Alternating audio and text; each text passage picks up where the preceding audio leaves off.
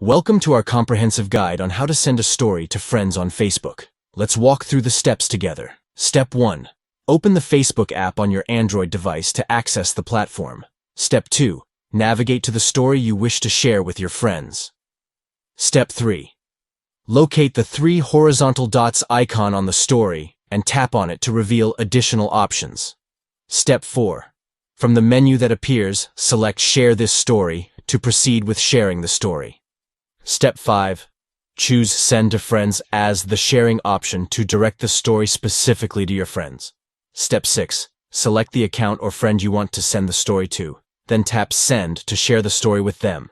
By following these steps, you can easily send a story to your friends on Facebook, ensuring that they receive and view the content you wish to share with them. Thank you for joining us. We hope this guide has been informative in demonstrating how to send a story to friends on Facebook.